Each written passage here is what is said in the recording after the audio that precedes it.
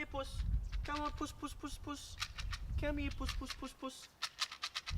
Oh, g'day. I'm Ian Finch, and today we're in search of a cat.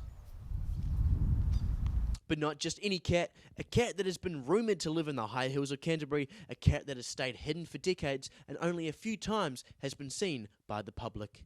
So what do you say? Let's get cracking on the special episode of A Kiwi Adventure. I've been around this long green land, seen a thing or two, from the Milford track and up the Waimak, I want to share it all with you. It's a Kiwi Adventure. Pack up your bags, let's go. It's a Kiwi Adventure. It's a Kiwi Adventure. Time to hit the road. The South Island Panther, the Christchurch Cougar, the Tekapo Tiger, the Linders Pass Lion, the Peel Forest Puma, the Moraki Mountain Lion, the Geraldine Jaguar, the Oxford Ocelot, or the Littleton Leopard. Call it what you like, there are tales of a large black cat roaming the Canterbury countryside. But where did the story come from? And if true, how did a panther even get to New Zealand in the first place? Like most of my investigations, I started off with a bit of research. Oh god, that's not what I meant. It is possible that panthers were brought to New Zealand by Californian gold miners in the 1800s, or escaped from one of the many circuses that used to tour New Zealand in the 100 years that followed. There was also a report of a pregnant puma escaping from Littleton Port in 1915 and wandering about the Port Hills. There have been 18 reported sightings of this elusive creature since it was first spotted in 1977 outside the town of Kaiapoi. However, recent sightings have reported the animal to be in the Ashley Forest and Craigieburn region. With all this new information, it was time to figure out where to start my investigation. Okay, I was just about to finish up my research and I've just come across this. There was a large cat-like animal, most likely a cat, spotted on the banks of the Waimakariri River. By a person named Rob. Now, this could give us a good chance of learning a bit about the animal and also, hopefully, hunting it down. And before you knew it, I was in the car to meet up with our witness. G'day, Rob. Ian. How you going? Yeah, no, mate, not too bad. Yeah, good, nice to meet you. Yeah.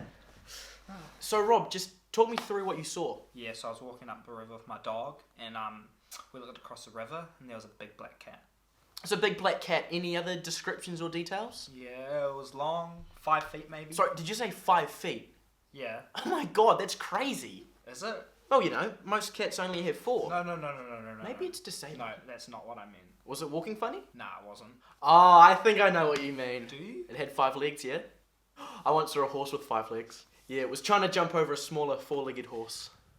Because there are only a few stories and even fewer photographs, there is no hard evidence to truly determine whether there is a large cat roaming the Canterbury High Country. Rob's story was nice and all, but is it possible there's a cat out there who's absolutely packing heat? I don't think so. There wasn't enough evidence to get a clear answer, so I decided to pack up my gear and go find this beast myself. And luckily for me, going bush is right up my ass alley. Right up my alley. And here we are. It was this exact spot 7 days ago where Rob reckons he saw the infamous South Island Panther. Let's keep an eye out.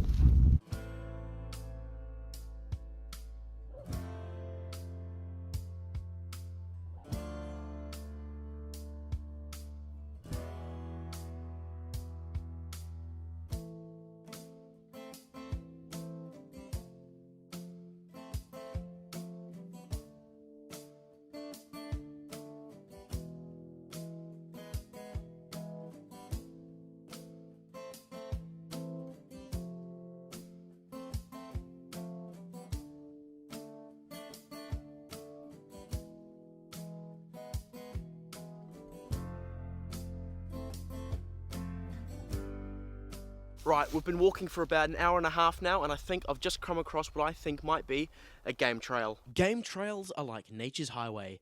Animals big and small all travel around the bush using these trails, and I had a plan to use this to my advantage. And here I'm going to set up one of these, a motion detector camera, which can be very helpful to locate animals in a very large area, and I'm going to put it up there. I love climbing trees. In fact, you could call me a tree climbing amphibian because I feel at home both in the trees and on land. I've been climbing trees ever since I was 2 years old, and in my later years I worked as an arborist, professionally climbing and cutting trees for the city council, so climbing trees here was going to be a piece of cake. And the reason I'm putting the camera in the tree is because, much like other big cat species, panthers often like to perch themselves high in tree to help stalk their prey and relax.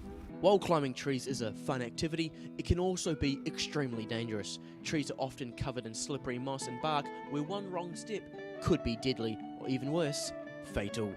Luckily, I'm a certified professional when it comes to climbing trees. After days of wandering around the bush, checking cameras and freeing tourists from snare traps, it was starting to look dull. Luckily, I had one more trick up my sleeve. Now, I didn't want to do this, but I brought a secret weapon with me. Now, if there's one thing I know about cats, it's that cats cannot resist the great taste of temptation.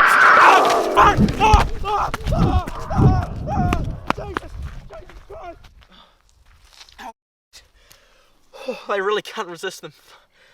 I hope we got that. Oh man, I reckon we should probably leave now.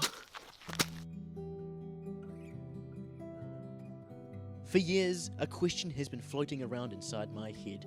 Can cats really resist the great taste of temptations? No, they cannot.